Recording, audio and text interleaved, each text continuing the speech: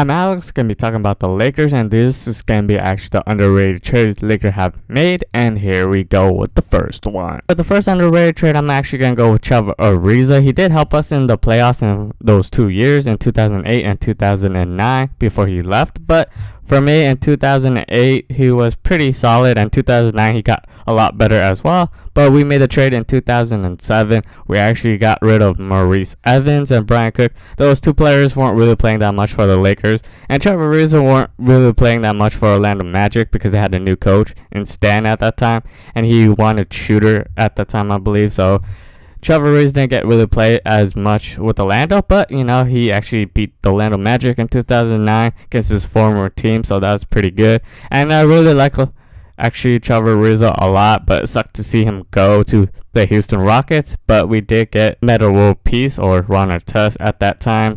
I was supposed to actually say it at the end as well. Lakers were supposed to sign either Trevor Ariza or actually Metta World Peace. Lakers decided to sign Metta World Peace, and actually Metta World Peace, after the Lakers series where he lost to the Lakers, he said he was going to want to come and help the Lakers, and that happened in 2010. For me, for the second one, I'm actually going to go with Shannon Brown. He was really exciting to actually watch when we actually got him. I didn't know who Shannon Brown was. He didn't really play as much with the Bobcats either, but when he came to the Lakers, he did so much more with the Lakers because he actually got the minutes with the Lakers. And then also Lakers got Adam Morrison as well in that trade for actually Vladimir Von Monovic from the Bobcats. At that time, their name was the Bobcats, but they changed it to the Hornets now.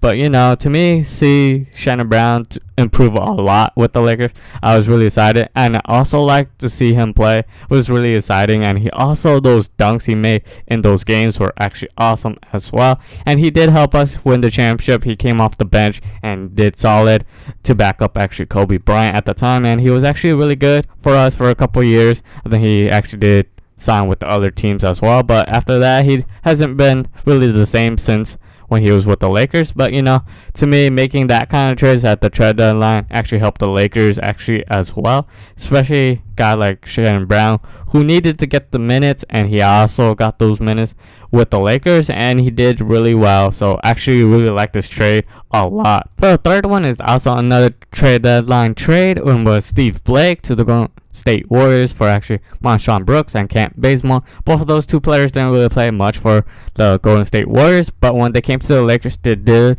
get all those minutes because Lakers were like injury and they didn't have that much players at that time either. But getting those two players, that Kent Bazemore, he had a really good year with the Lakers. MarShon Brooks, he did have a couple good games. I remember the Boston Celtics where they both did really well. I think that was their first game with the Lakers, and we end up actually winning. Kent Bazemore, he did leave with the Lakers after the year because Lakers were focusing on all the big names, and he went to sign with the Atlanta Hawks. MarShon Brooks, I'm not sure where he actually went. I think he signed with another team, I believe.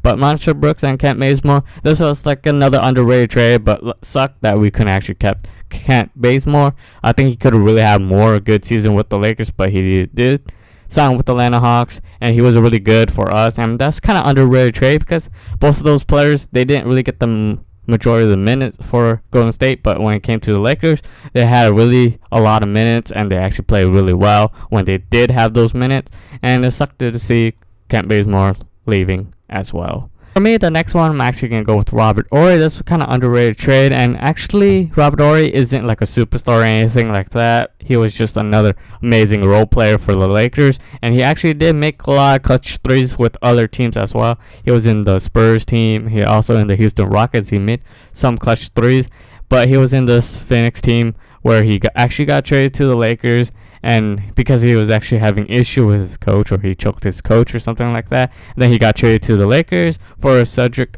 Sabalas, who Lakers had to give up, and also Emil Robinson, I believe that's his name, and also Lakers got Joe Clancy from the Phoenix Suns at that trade as well. But to me, I love Robert Horry. He made a lot of clutch threes for the Lakers as well, especially against the Sacramento Kings. You never always forget about that Sacramento Kings 3-pointer where he made that and went in even at the end of the game because of Vadim Divac. Said he was a lucky shot, but you know, Robert Horry made a lot of clutch threes, so that wasn't lucky at all. Sure if this actually was an underrated trade or not, but I'm actually gonna go with Brian Scott. I know Brian Scott, he was a really solid player for the Lakers, but Lakers did get him for actually Norm Nixon. Norm Nixon was also a really good player as well, but Lakers at that time, they wanted Magic to have the ball in his hand, and they had to give up Norm Nixon, who he had to share ball with. So they decided to trade him, and they actually got a younger shooting guard or slash point guard in Brian Scott, and Brian Scott helped out a lot and winning more championship as well. I think he actually got 3 with the Lakers, and his defense was really good. Wow, with Michael Cooper, that was actually awesome. Those 2 players were a really good defender, and then you're also running the fast breaks with Brian Scott in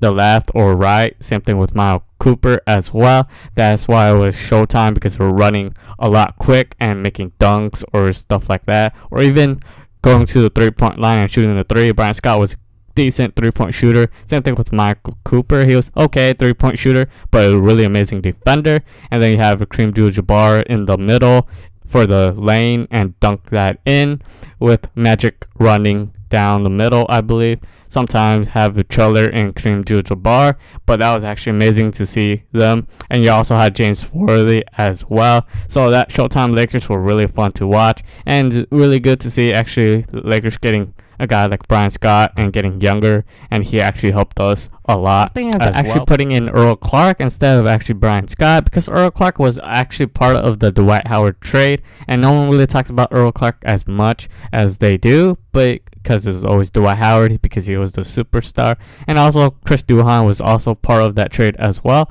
But Earl Clark, out of all those 3, he did have pretty good solid season with the Lakers in the beginning. He did kind of get injured in the second half, I believe. And the second half, he slowed down a lot as well. And he decided to sign with the Cleveland Cavaliers for a lot more money.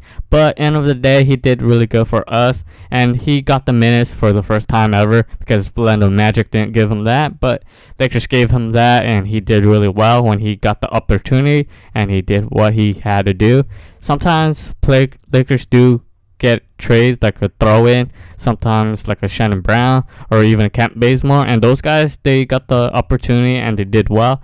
When players get those minutes, sometimes they turn out to be solid. They don't have to be a superstar, but they turn out to be a really good role players for the Lakers, like Shannon Brown, because he also won the championship. Even Trevor Ariza won a championship, and some of those players did as well. Same thing with Robert Horry as well. Sometimes you need those good role players, and Lakers got those good role players. Some of them left, and some of them are actually retired now at this point, but you know, they actually did well for the Lakers. It's gonna be it for me. Hopefully guys enjoyed today's video. Please leave a like, comment down below, subscribe if you want to see some more Lakers talk, and tomorrow's video is gonna probably be about the Summer League championship match between Lakers versus the Portland Trailblazers. I'm hoping they actually win. That'd be awesome. Summer League championship is actually awesome. Hopefully they win the championship match, and I'll see you guys next time.